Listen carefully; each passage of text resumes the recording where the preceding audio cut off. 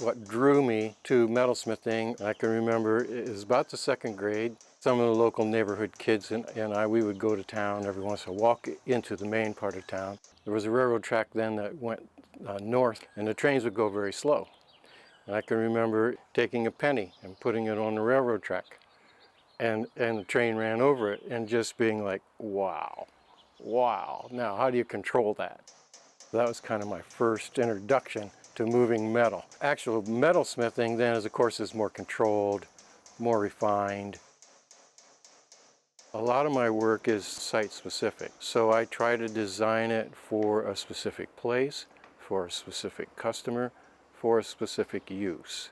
That kind of boundary sparks a direction. You want to draw people's attention, but you want to hold their attention. I like the work to show the signs of how it was made. Sometimes that's just the very direct hammer marks or a piece of copper that you've shaped to resemble something else. The detail is important, especially if it builds on the piece. It just raises the level of everything. Texture affects how the light bounces off of it when you get close. And really, I like to think that the texture shows up from a long way back. You might not notice it exactly, but you perceive that the texture is there. A lot of the work that I've done in the last 15 at least years is generally referred to as chasing and repoussé. The repoussé is basically pushing out a dent from the back. It's creating a dimensional form from a flat sheet of metal, and then you refine it from the front. And that's the chasing part. You see the form evolve as you're working it, and it's back and forth until it looks like what you want it to look like.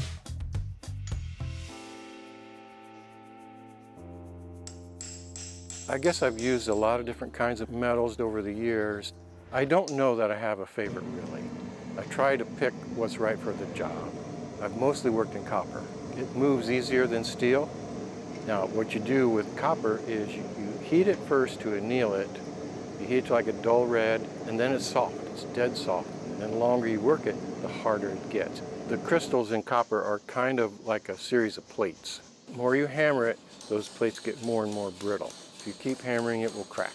The one thing about working with different metals, but in particular steel, if you get it hot enough and you know how to push it right, it's kind of like working with clay. So the magic is you can work it sort of like it's clay, but after it cools off, it's very, very strong.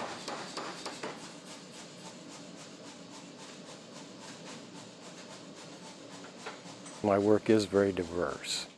Lately, I think it has been more intimate projects. They're in small spaces. A lot of it has been that, but I also have some public works.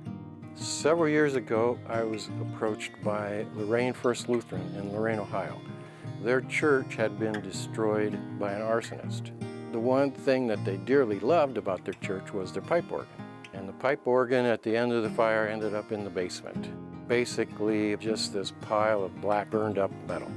So they contacted me sometime after that, and they asked me, would I be interested in making something using that copper and also the glass from their stained glass windows, which were also destroyed, to hang there. And of course I said yes. And they said, well, we'll leave it to you to come up with the idea. And it took me a while to come up with the idea, but finally I thought, you know, maybe a peace dove would be a good idea.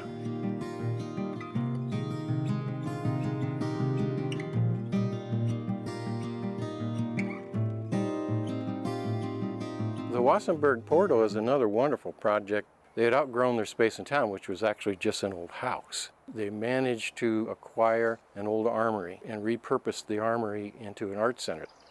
Along the way, they tried to keep the original look of the building. And my thought was, well, you did a great job restoring the building. It looks beautiful.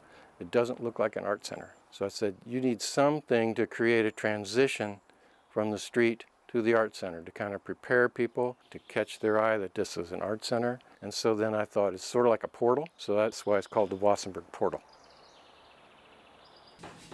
One of the things that is most important to me is if I make something that affects people's lives day to day. So many of the pieces that I make, because I'm very personally involved in every aspect of it, it's like sending your child off to college. Some of them you can visit easily, and some of them, maybe it's even a piece that you dearly love, a very important piece, you may never see again. But all the pieces that I make for people, there's not really one of them that, you don't kind of feel bad about walking away from, but the harder they are, the more it took, the more you love the piece, the harder that is. If my work has changed over the years, it probably has to do with my interests and the way I see things. I mean, I've been doing this, not quite 50 years, but pretty long, so I'm not the same person and I don't see the world in the same way that I did. But what I like best about what I do is figuring out what the thing should look like, how it will work. I come up with all my own ideas. Boredom isn't a factor because you have to figure out all the little tiny aspects with what that means. And you're constantly figuring out how to make that happen. You never run out of stuff to do unless it's time for you to quit. And I don't feel like quitting yet.